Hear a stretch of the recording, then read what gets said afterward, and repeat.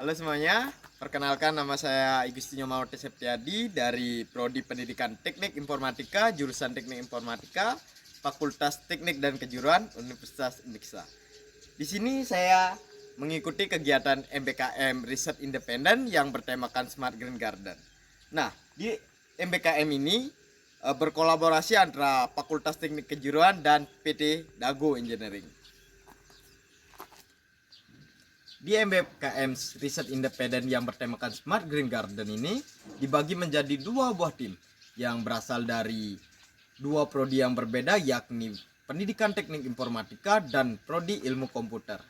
Masing-masing tim beranggotakan 7 orang. Untuk tim 1 bernama Next Gen Hydroponic dan sedangkan untuk tim 2 bernama Hydrohel. Untuk mengetahui apa yang saya pelajari dalam kegiatan MBKM Riset Independen ini, tonton video ini sampai habis. Baik, di sini saya akan menyampaikan hasil dan pembelajaran yang saya dapatkan di kegiatan MBKM Riset Independen yang bertemakan Smart Green Garden yang berkolaborasi antara FTK Undiksa dan PT Dago Engineering.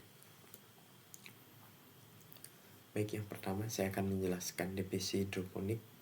Nah, di MBKM Smart Green Garden ini kami menggunakan lahan seluas 10 kali 10 meter yang dimana akan menampung 2 buah hidroponik yang dari tim 1 dan tim 2. Untuk tim 1 sendiri akan membangun sebuah greenhouse yang menggunakan material baja ringan kanal C dan plastik UV sebagai atap yang berfungsi untuk meredam panas matahari dan menggunakan insect net sebagai pelindung dari hama.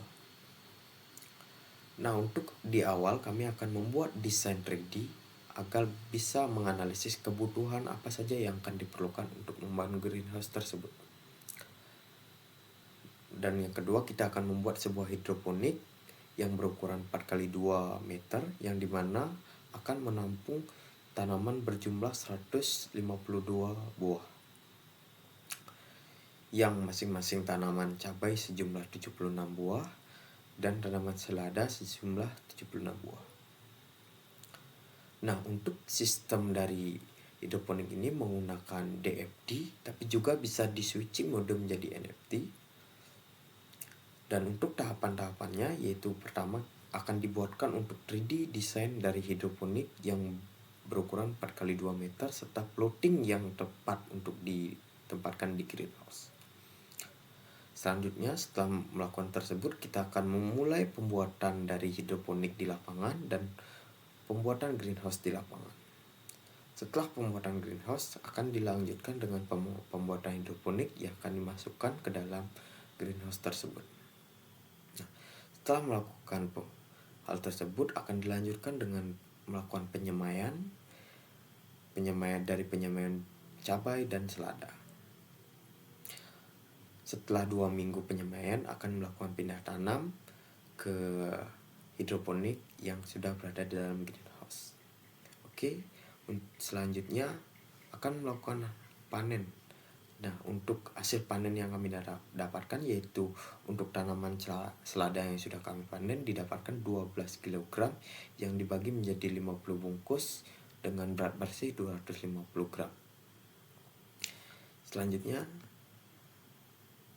kontribusi apa yang saya lakukan di divisi hidroponik ini yaitu pertama pemberian saran terkait desain di awal, pemberian saran terkait pemilihan bahan apa yang bagus digunakan, penentuan lokasi lahan, konsep hidroponik apa yang akan dibangun, dan membantu melakukan survei harga dan alat.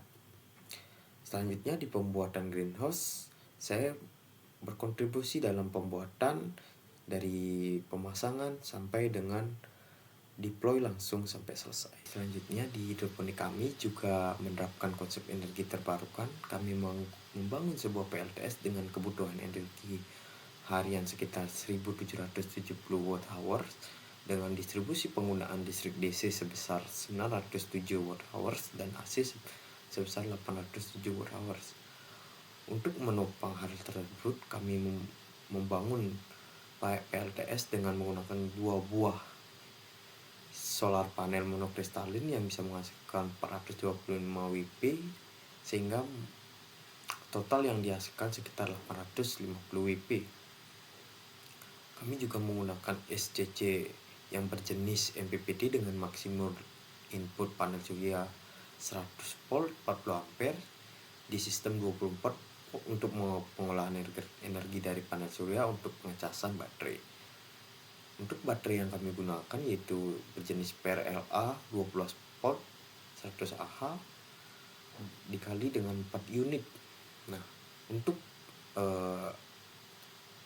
susunan baterai yang kami gunakan yaitu dengan 2 rangkaian paralel dan 2 rangkaian seri yang menghasilkan kapasitas total sekitar 24 volt 200 Ah, sehingga bisa memenuhi kebutuhan yang harian yang kami gunakan.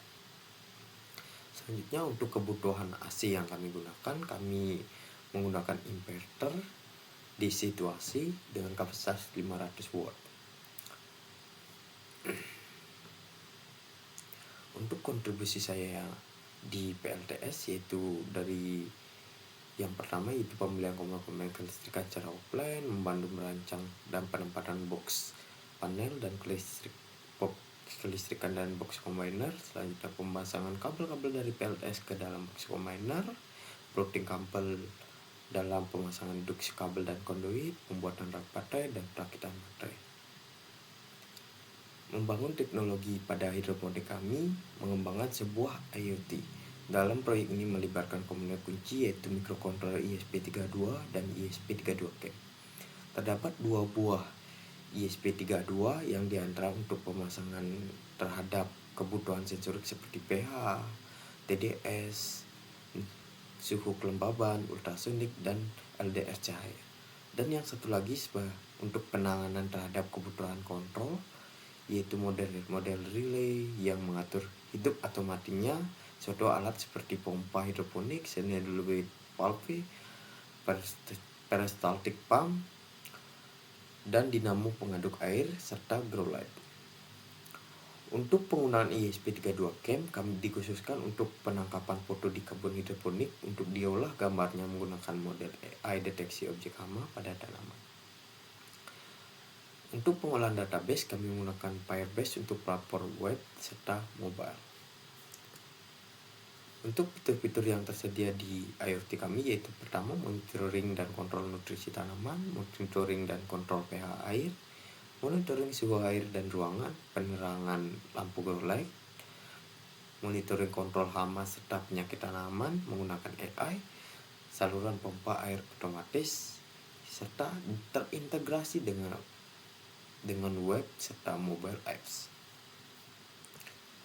Untuk kontribusi saya di IoT ini yaitu pertama membantu dalam pembuatan flowchart di PIBA, membantu pembelian peralatan komponen IoT, membantu menyiapkan plotting tempat dan pemasangan box IoT, serta pemasangan dan penyiapan tempat sensor, plotting kabel, pemindahan rangkaian IoT ke box IoT, pemasangan dinamo pengaduk air, serta grow light.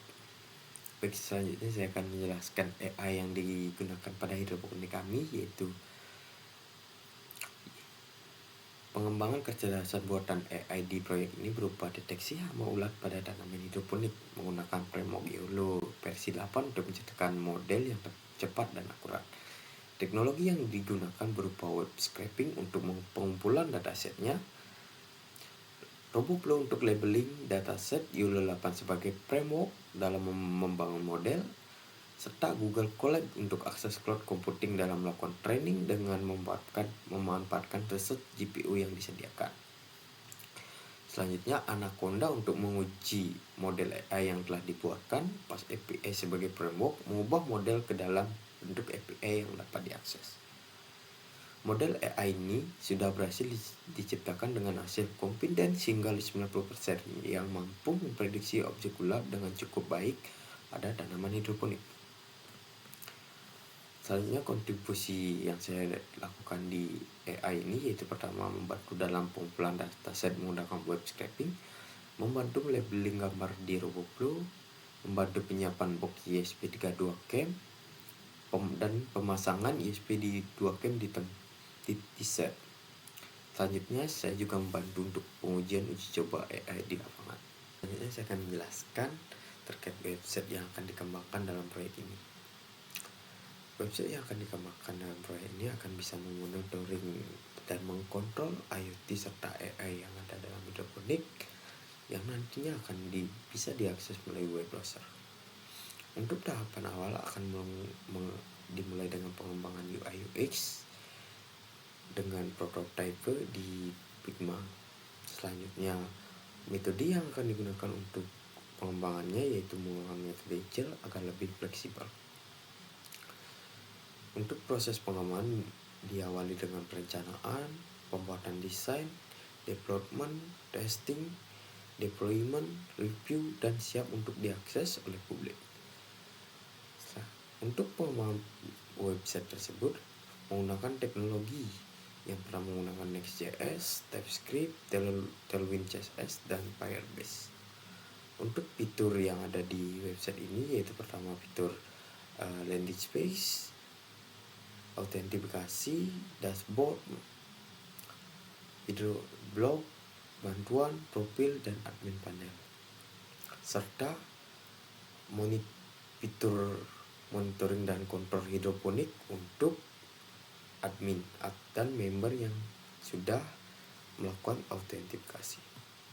Untuk fitur monitoring dan kontrol tanaman ada beberapa fitur, yaitu pertama monitoring kontrol nutrisi tanaman, monitoring dan kontrol pH air, penerangan grow light, monitoring suhu air dan ruangan, saluran pompa air dan otomatis, monitoring pendeteksi hama, dan yang terakhir yaitu monitoring masa tanam.